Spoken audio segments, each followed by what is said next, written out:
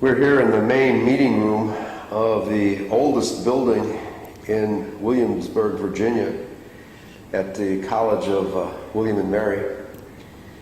This is where Thomas Jefferson and various other patriots would meet and discuss issues of education, issues of politics, economics, and religion.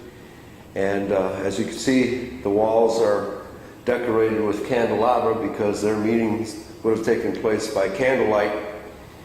And you can see what a beautiful room this is with the recessed windows and this huge table, ancient chairs. It's a privilege to be sitting here where Thomas Jefferson and other patriots would have been meeting.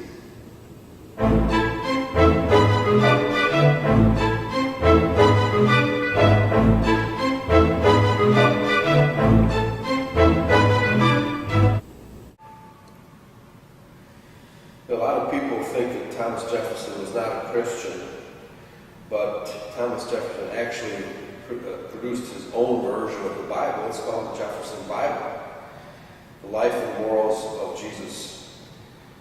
Thomas Jefferson wrote a letter to William Canby, quote, "Of all the systems of morality, ancient or modern, which have come under my observation, none appear to me so pure as that of Jesus." He described his own compilation of Charles Thompson as, quote, "a paradigm of his doctrines made by cutting the text out of the book and arranging them on the pages of a blank book in a certain order of time or subject. A more beautiful and precious morsel of ethics I have never seen," unquote. He told John Adams that he was rescuing the philosophy of Jesus and the pure principles which he taught from the artificial vestments which they have been muffled by priests who have travestied them into various forms as instruments of riches and power for themselves. So Thomas Jefferson was intimately aware of the use of religion as a mind control tool. After having selected from the evangelists the very words only of Jesus, he believed there will be found remaining the most sublime and benevolent code of morals which has ever been offered to man, unquote.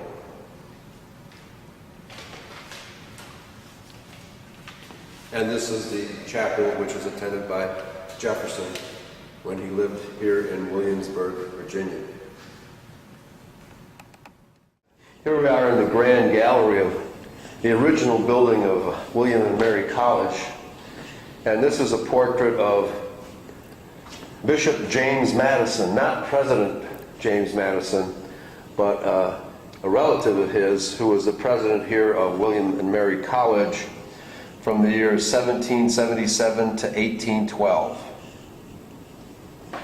Vitrum nostrum gloriosum Deo gratissimum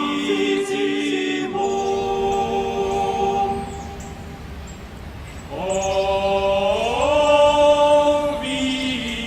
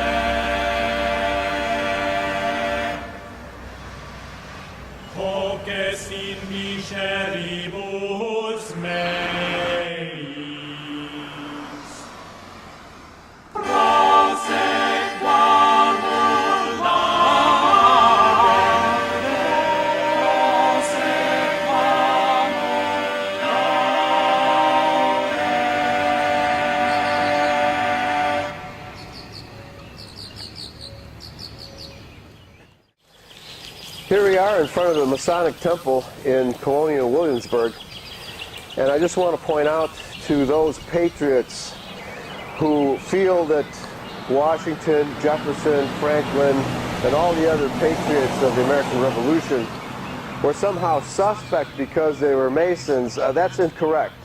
The fact is that American Masonry was totally separate and distinct from the Masonry of Europe, because the Masonry of Europe was Illuminized. The Illuminati, which is the secret society of the House of Rothschild, established by Adam Weishaupt on May 1st in 1776 in Bavaria, had infiltrated many of the European lodges and had Illuminized them, and they were unwitting dupes of the international financiers. That was not the case with the American Masons. The American Masons only had 3 degrees as opposed to the 33 degrees of Masonry in Europe. And they were totally independent of European Masonry and not subject to them in any way, shape, or form. So the American Masons, they needed a secret place to have their meetings away from British spies. So they chose Masonry, and Masonry is already part of the culture. And our Masonic lodges were the places where the revolution was hatched out against the international bankers. This is absolutely clear. So anyone who considers the Founding Fathers suspect because they were Freemasons simply has the facts wrong. And it was later determined under the Captain Morgan affair that Captain Morgan, and this was more around 1800, that Captain Morgan had written an expose that the Rothschilds were trying to infiltrate American Freemasonry, and as a result of his expose, he was murdered. And when he was murdered, half the lodges in America shut down in order, because of the embarrassment, and also to prevent the Illuminati from infiltrating American society henceforth. So I would like to continue. We were talking last in front of the Capitol building about the principle of acceptance, in which the bankers, the international Jewish bankers, are always finagling a way to make certain forms of currency more acceptable, more public, and put them out in circulation, and other forms of currency more scarce. And when you have a control system of scarcity and plenty, then you can manipulate exchange rates and profit simply by exchanging one form of currency for another. This is how they profit on a daily basis, by simply exchanging currencies, one form to another. Continuing our theme from the Capitol building, I want to stress that Benjamin Franklin understood perfectly the principle of acceptance, and that is the principle where bankers can determine what currencies are plentiful and what currencies are scarce. And by regulating the exchange rates between plentiful and scarce currencies, by trading in these currencies, the bankers can profit by buying and selling currencies. And therefore, by making certain currencies scarce, they can force people to use that currency to pay their debts and make it very difficult for people to pay their debts. So I want to show you that other patriots understood this principle as well. For example, this point of view of Franklin was confirmed by the great statements of his eras, John Adams, Jefferson, and several others. A remarkable English historian, John Twells, wrote, speaking of the money of the colonies,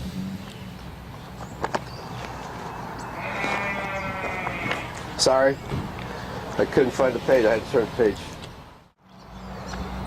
This point of view of Franklin was confirmed by the great statesmen of his era, John Adams, Jefferson, and several others.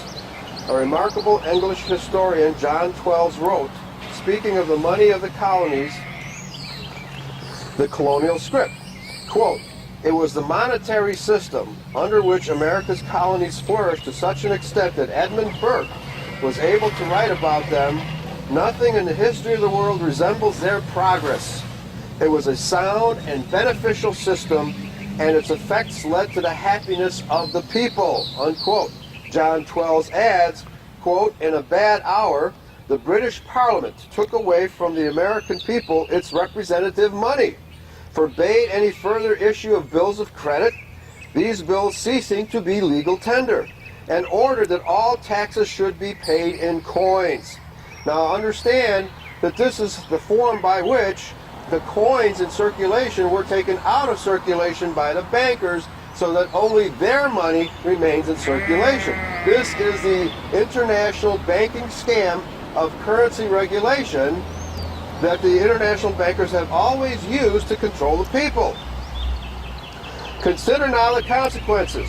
This restriction of the medium of exchange paralyzed all the industrial engines of the people. Ruin took place in these once flourishing colonies. Most rigorous distress visited every family and every business. Discontent became desperation and reached a point, to use the words of Dr. Johnson, when human nature rises up and asserts its rights, which of course led to the American Revolution. Another writer, Peter Cooper, expresses himself along the same lines. After having said how Franklin had explained to London Parliament the cause of the prosperity of the colonies, he wrote, "After Franklin gave explanations on the true cause of the prosperity of the colonies, the Parliament exacted laws forbidding the use of this money in payment of the taxes. This decision brought so many drawbacks and so much poverty to the people that it was the main cause of the revolution.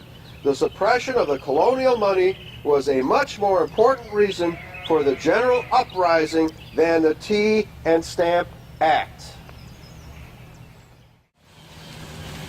Here in colonial Williamsburg, we see how the Patriots had set up their preparations for the Revolutionary War. On the left there was the guardhouse, and directly in front of us now is the magazine where they kept all their weapons and ammunition. And you see there was a wall around the magazine, so if there was an explosion, the people outside wouldn't be killed. And there's a cannon and the barbecue. Here's the town market. Of course, they didn't have vans, white vans in those days. And here's the main street of Williamsburg. Beautiful setting. It was a beautiful time to live. And the courthouse, where people were obviously tried for various crimes. And when people were arrested, they were often put in a stockade. Give me the go-ahead. In patriotic times, people were often accused of being loyalists. And that, of course, means loyal to the Crown of England as opposed to being a patriot. So here I am, I've been accused of being a loyalist, and that's why I've been put in the stockade. But in fact, I am a loyalist. I'm a loyalist to the U.S. Constitution, not to the Bank of England. The tables have been turned when the American governmental system is now totally owned and controlled by the Bank of England. Here we have another form of stockade in which you sit on a very uncomfortable metal bar and your feet are put into this rack. And I don't know how long they made people sit in this position, but as they were awaiting trial as accusees, it was very uncomfortable for people to be an accusee. I just want to affirm that to be a loyalist today means to be loyal to the U.S. Constitution and to common law, and not to the monetary practices of the international banksters who have taken total control of this country. So we are in need of a second American Revolution to regain the freedoms that our founding fathers gained by force, by revolution, from the international banksters. These are the words of Thomas Jefferson.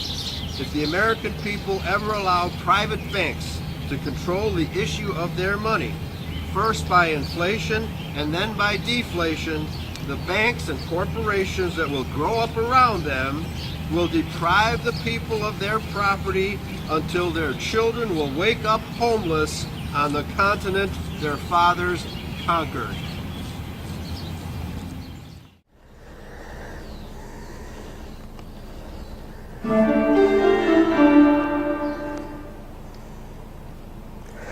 I will now be quoting from Alexander Del Mar's A History of Monetary Crimes. And Mr. Del Mar was a man very close to the Jewish banking establishment. He was Jewish himself. But in this book, A History of Monetary Crimes, he reveals how the international banksters of Jewish descent have been enslaving humanity for millennia, and he explains just how they do it. From the introduction, the insidious crime of secretly or surreptitiously altering the monetary laws of a state, than which no more dastardly or fatal blow can be dealt at its liberties, is not a new one. There is a suggestion in the decree of BC 360 concerning the ancient iron money of Sparta that Gylippus was not unfamiliar with this grave offense. In a later age, Pliny, who justly calls it a crime against mankind, evidently refers to that alteration of the Roman mint code by which what remained of the numerary system of the Republic was subverted about BC 200 in favor of the authorized private coinages of the Gentes. Okay, so here we have the distinction between privately issued money and government issued money. This is the true debate that's going on and is causing America such hardship today, because the Federal Reserve banking system is a private, profit-making institution that has no incentive to benefit the nation of America at all. Everything they do simply benefits their corporate enterprise. They are thieves authorized by Congress to be thieves.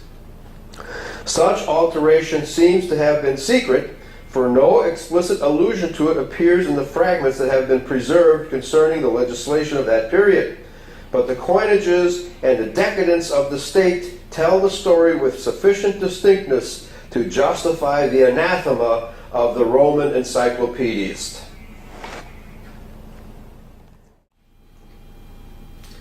Continuing with Del Mar.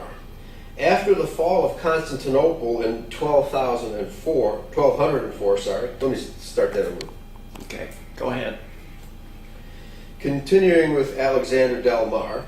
After the fall of Constantinople in 1204, the prerogative of the Roman emperor fell into the hands of the numerous potentates who erected their crowns upon the ruins of the empire, and its maintenance became the source of numerous contests with inferior nobles, who in their ignorance and avidity would fain have retained a right which, so long as it remained in their hands, rendered the erection of kingdoms and therefore the recognition and due support of their own nobility impossible. That is, he's talking about coining money. So these nobles, these lesser nobles, wanted to retain that right to have power over the people and power over the society. Continuing, the process of King Philip le Bel against the Comte de Nevers emphasized this view of the subject very clearly. Before the discovery of America, private coinage was everywhere suppressed, and the essential prerogative of money became vested and centered in the various crowned heads who governed the states of Europe. It was not long after that great event, when avidity awoke to new life over the spoils of a plundered continent, that attempts were renewed to snatch the prerogative of money from the state. This time it was not the truculent noble who impudently claimed the right that had once belonged to the Caesars and boldly exercised it in defiance of the crown, but the sneaking billionaire or bullioneer, those who controlled bullion, gold bullion, right, who stealthily sought to acquire it through the arts of falsehood, intrigue, and forgery. Such were the crimes of 1666, 1742, 1870, and 1873, all of which we will have much to say.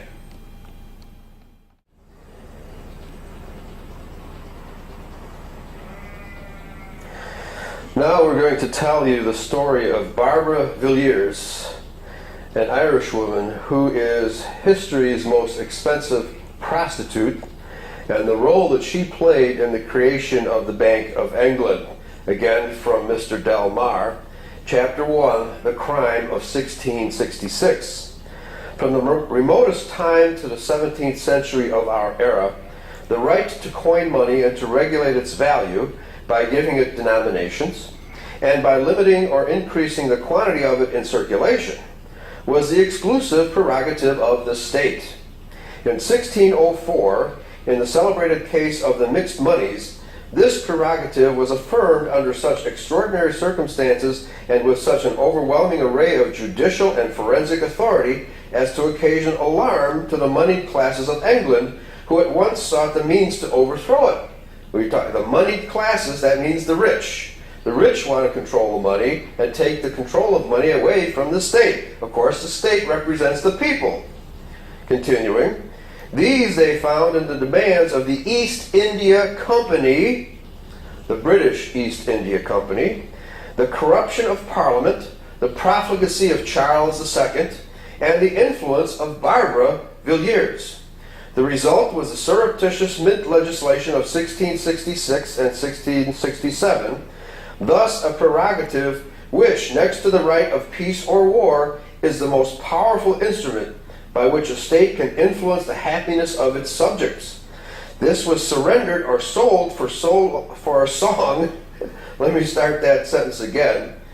This was surrendered or sold for a song to a class of usurers in whose hands it has remained ever since.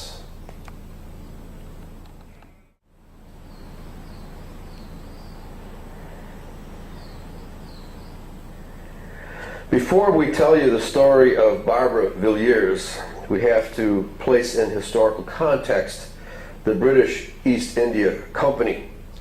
This is from chapter 4.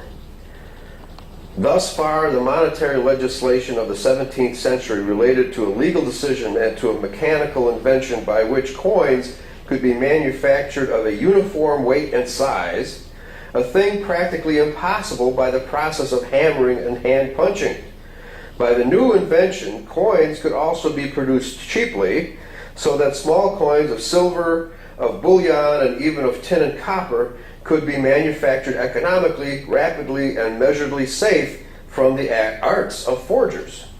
Afterwards, the monetary legislation related to an intrigue which originated with the bullionaires, the goldsmiths or bankers and their commercial colleagues, namely the 215 nobles, knights, aldermen, and merchants trading with the Indies under the title of the East India Company. It was consummated under the auspices of the king's mistress, Barbara Villiers, Countess of Castlemaine, and afterwards Duchess of Cleveland. Finally, it fell altogether under the influence of the all-absorbing East India Company. By the charter granted to the East India Company December 31st, 1600, it was permitted to export foreign coin or bullion to the amount of 30,000 pounds a year, upon condition that the company imported within 6 months after the completion of every voyage, except the first one, the same quantity of foreign coin and bullion that it had exported. So here the agreement was that the East India Company should import the same amount of bullion and various forms of coin from foreign nations that it exported.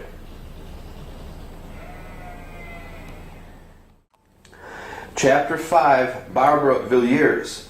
We now come to the intrigue which was set afoot to deprive the crown of its seigniorage upon coins, but which, as it happened, had the far more important and lasting effect to substantially deprive the state of its control over the measure of value. This intrigue began directly after Blondeau was employed by Charles II and had put his coinage machines to work in the Tower. Its inceptors were the goldsmiths, or bankers, of Lombard Street, and its instrument was a woman. Barbara, the only child of William, Viscount of Grandison, was born in Ireland in 1640, and at the age of 16 began, already famous for her extreme beauty and vivacity, married to Sir Edward Villiers, who died in the following year.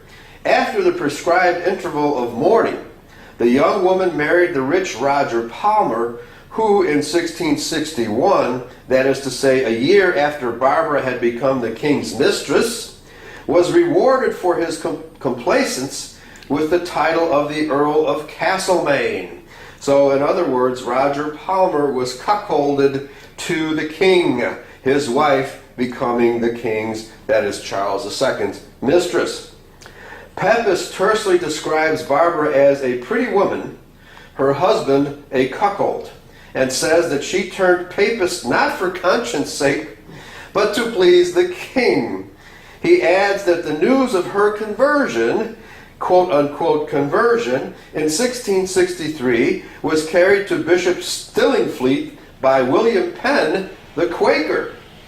The relations between the king and Barbara Villiers, then Mrs. Palmer, began on the very first day of the Restoration, May 21st, 1660. The Restoration that Delmar is referring to here is the restoration by Charles II of the exclusive monopoly to the British East India Company of the right to export British bullion and silver. Continuing, the woman was both depraved and sordid, and she seized upon every occasion to augment her power and fill her purse. She afterwards had, or was reproached with having had, intrigues with such people as Mr. Rowley, Lord Chesterfield, Mr. Churchill's, Jermyn Charles Hart, Jacob Hall, and several other lords and noblemen. Defoe afterwards maliciously remarked that Charles II had by his own efforts contributed 4 dukes to the peerage, alluding by this to the Dukes of Grafton, Richmond, St. Albans, and Buccleuch. And of course these noblemen would be conscripted to vote according to Charles II's will. That's what's going on here. So ladies and gentlemen, what we're seeing here is that Barbara Villiers, a prostitute, was used to entrap or hook these noblemen into the schemes of the British East India Company. And that's how the word hooker came into being, because these prostitutes were used to hook these gentlemen, to entrap them in the business schemes of the British East India Company, run primarily by the Dutch bankers who had set up Cromwell and his sons, Charles I and Charles II.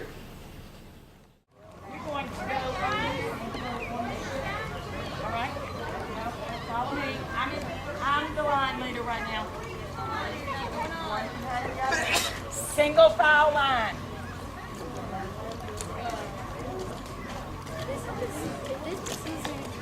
This is the Susan Constant. Okay. To give an indication of how much money Barbara Villiers was paid, well, she was paid in the thousands of pounds.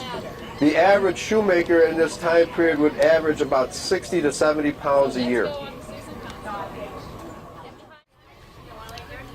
Here we are aboard the Susan Constance, one of the Jamestown settlement ships, to continue the story of the British East India Company. By its 4th charter, dated October 5th, 1677, the East India Company was authorized by the Crown to coin in India, and with its own stamp, both gold, silver, copper, and lead.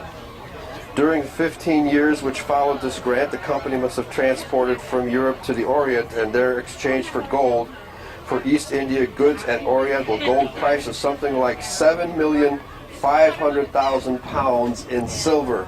So this is the amount of silver that the British East India Company exported from Britain and relieved the British people of their silver. If to this is added 40,000 pounds a year from 1601 to 1666 and 4,000 pounds a year from 1666 to 77 rather, the grand total of silver exported by this company to the Orient down to the beginning of 1693 could scarcely have fallen short of 15 million pounds of silver. So the British East India Company was robbing the British people by this amount of silver, upon which it secured an average profit after all expenses and losses were paid of not less than 1/3, or say 5 million pounds silver. This is the type of profit that the international banksters were making in the silver exchange, basically robbing the British people of their silver, using it to buy gold and other goods in India. He continues, I am aware that according to the accounts presented by the company to Parliament, the exports of coin and bullion in India were much less, but in the first place these statistics only cover India, not the Orient generally, and in the second place they are refuted by the opinions of Pollexfen and all contemporary writers, except those in the interest of the company, right? The corporation is always going to have a different line, who unanimously declared that such exports after 1666 amounted on the average to more than £500,000 sterling per year.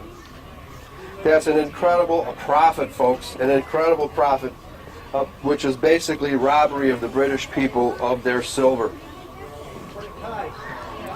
A fifth charter was granted to the East India Company August 9, 1683, and a sixth one April 12, 1686, which last one expired with the reign of William and Mary in 1693. It was in the effort made by the company to obtain a new charter from the government of William III that on the following occurrences took place.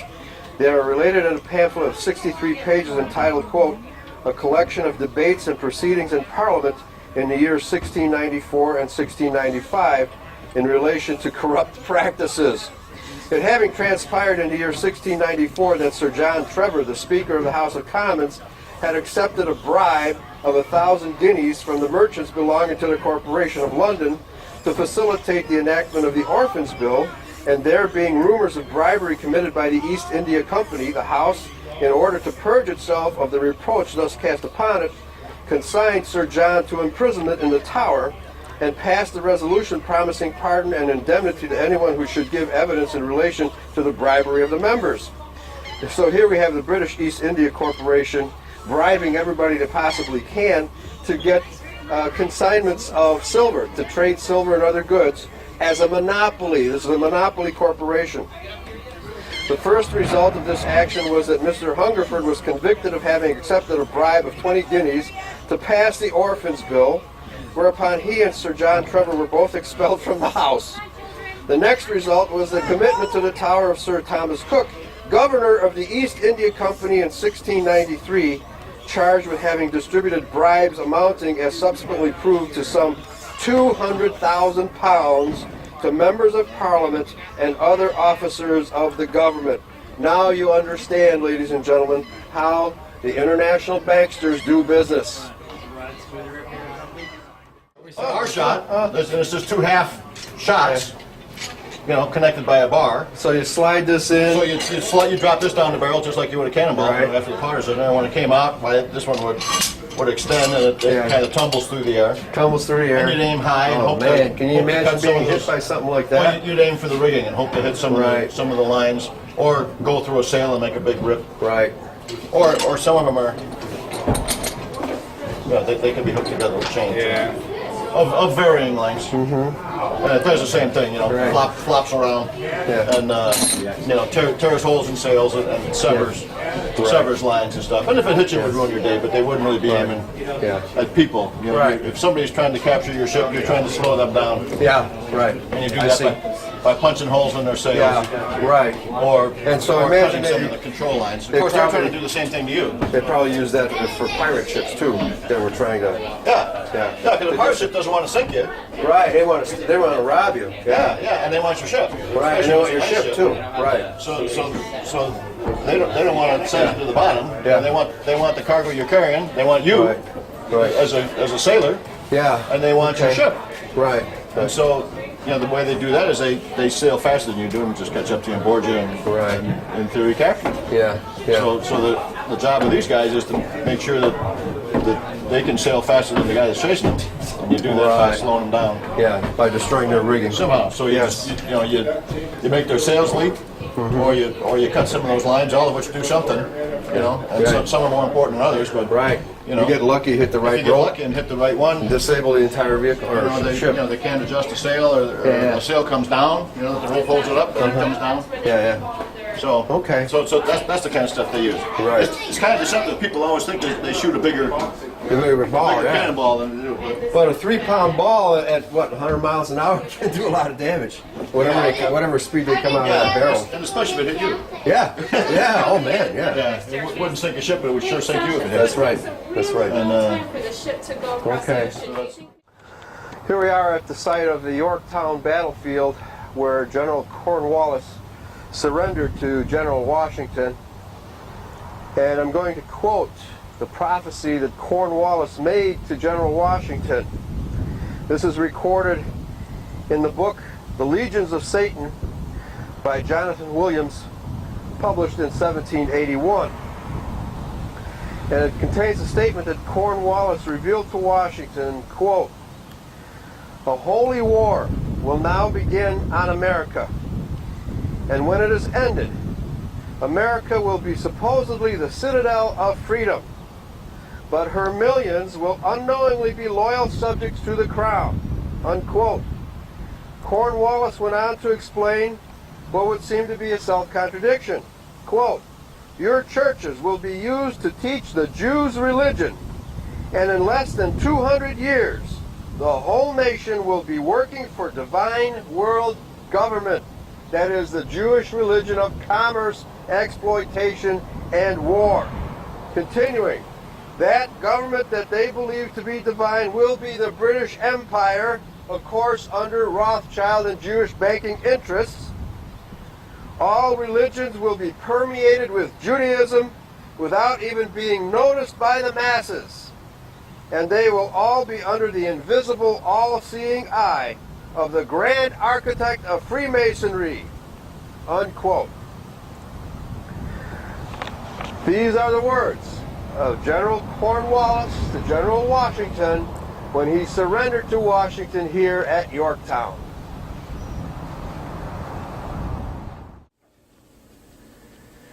To conclude our story of the American Revolution, I'd like to quote from a very fascinating prophecy about George Washington before the American Revolution even started. A fascinating piece of history includes the fact that the Grand Sachem, who is the leader of a great nation of American Indians, went and sought Washington out in order to tell him of a vision that he had about George Washington. So I'm going to be quoting about this Indian prophecy.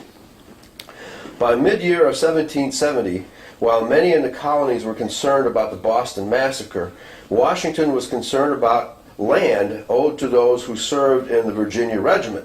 It had been 15 years since the Battle of Monongahela. The Virginia Regiment had lost a lot of good men during the battle, as well as other battles in the French and Indian War.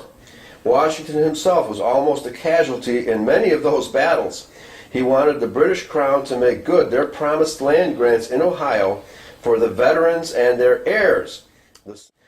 The Six Nations had agreed to a deal to sell land south of the Ohio in 1766, and Pontiac's uprising and war was now over. While at camp in the woods off the Kanawha, Colonel Washington and his group were approached by a small party of non-threatening looking Indians on a mission. The old Indian chief had traveled a long and weary journey. His mission was to meet George Washington in person before his death. This Indian, called the Grand Sachem, spoke through Joseph Nicholson, the group's interpreter, and this is what the Grand Sachem had to say to George Washington. Quote, "I am a chief and ruler of many tribes. My influence extends to the waters of the Great Lakes and to the far blue mountains. I have traveled a long and weary path that I might see the young warrior of the great battle.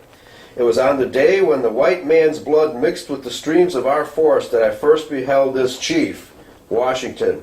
I called to my young men and said, 'Mark yon tall and daring warrior. He is not of the redcoat tribe. He hath an Indian's wisdom, and his warriors fight as we do, himself alone exposed. Quick, let your aim be certain, and he dies.' Our rifles were leveled, rifles which but for you knew not how to miss. 'Twas all in vain. A power mightier far than we shielded him from harm. He did not die in battle. I am old and soon shall be gathering to the great council fire of my fathers. In the land of shades, but ere I go, there is a something bids me speak in the voice of prophecy. Listen, the Great Spirit protects that man and guides his destinies. He will become the chief of many nations, and a people yet unborn will hail him as the founder of a mighty empire. I am come to pay homage to the man who is the particular favorite of heaven and who can never die in battle." Unquote. Now, it's very important to understand the role of illegal drugs, and actually legal drugs as well, in the control of civilizations that the international banksters, the international Jewish banksters, have set up. And from the opium trade of the British East India Company, we have to understand that this was also controlled by Jews. From an article entitled "Hong Kong Founded as Sassoon Drug Setter," we read this: "The truth lies buried in the family line of David Sassoon, the Rothschilds of the Far East, and their monopoly over the opium trade. Britain won Hong Kong by launching the Opium Wars to give the Sassoons exclusive rights to drug an entire nation. David Sassoon was born in Baghdad, Iran in 1792. His father, Saleh, S-A-L-E-H, Saleh Sassoon, was a wealthy banker and a treasurer to Ahmed Pasha, the governor of Baghdad, thus making him the court Jew, a highly influential position. In 1829, Ahmed was overthrown due to corruption, and the Sassoon family fled to Bombay, India. This was the strategic trade route to interior India and the gateway to the Far East. In a brief time, the British government granted Sassoon monopoly rights to all manufacture of cotton goods, silk, and most important of all, opium, then the most addictive drug in the world. So all of you who have purchased fashions and perfume from the Sassoons, you need to know that they began as opium dealers. The Jewish Encyclopedia of 1905 states that Sassoon expanded his opium trade into China and Japan. He placed his 8 sons in charge of the various major opium exchanges in China. According to the 1944 Jewish Encyclopedia, quote, "He employed only Jews in his business, and wherever he sent them he built synagogues and schools for them. He imported whole families of fellow Jews and put them to work." Sassoon's sons were busy pushing the mind-destroying drug in Canton, China. Between 1830 and 1831, they trafficked 18,956 chests of opium, earning millions of dollars. Part of the profits went to Queen Victoria and the British government. In the year 1836, the trade increased to over 30,000 chests, and drug addiction in coastal cities became endemic. So, ladies and gentlemen, it's important for you to understand the connection between opium, monarchy, and Jewish banksters. And this connection still exists today, folks, as the Rothschilds and the Rockefellers and their banks are used to launder money in both the legal and illegal drug business today. It is also important to understand that the Jewish banksters were involved in piracy, that they financed the pirates and took profits from the pirates. And from Del Mar's book on Barbara Villiers and the banking establishment and the creation of the Bank of England, we read this. In a work entitled "The Halcyon Age of the World," I have set forth the various expeditions, legal and illegal, which were organized in England and the West Indies during the 17th century to rob the Spaniards of the spoil which they had previously plundered from the natives of America.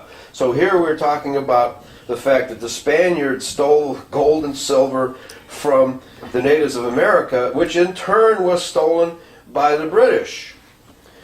Hawkins, Drake, Frobisher, Morgan, and many others had conducted these expeditions, whose fruit was chiefly the gold and silver which had been wrung from the blood and tears of the Indians.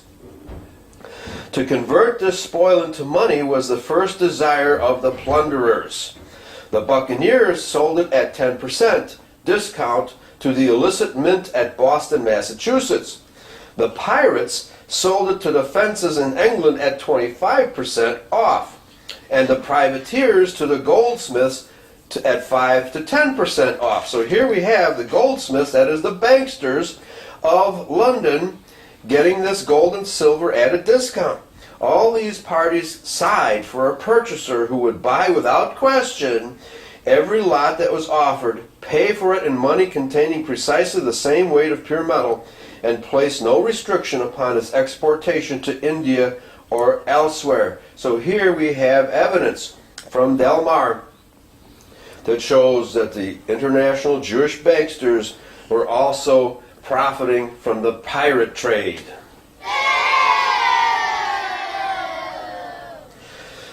Now, to summarize this entire era of the British East India Company and the creation of the Bank of England, we have recently learned that the British East India Company needed its monopoly on silver exportation from Britain, because the Chinese merchants refused to accept any other commodity in payment for their goods. And this is why the British East India Company fought so hard to get this monopoly. So all of this conspiratorial history demonstrates very clearly that the methods and ruthlessness of these Jewish banksters, who would murder their own mother to secure a monopoly, would work constantly using bribery, prostitution, extortion, drugs, and piracy to further their international bankster business. These things were the stock in trade of their merchant empire. These are the merchants of Babylon in these times. And they would create the Bank of England in 1694 as a result of all of these racketeering activities. These banking racketeers moved in the highest social circles of British nobility, corrupting them at every opportunity. And it's no different today, because we have the Rothschilds and the Rockefellers, the Morgans, the Warburgs, and other Jewish banking families doing exactly the same thing today, using drugs, prostitution, racketeering, and other forms of corruption to totally take control of our society via the Federal Reserve Bank and the Bank of England.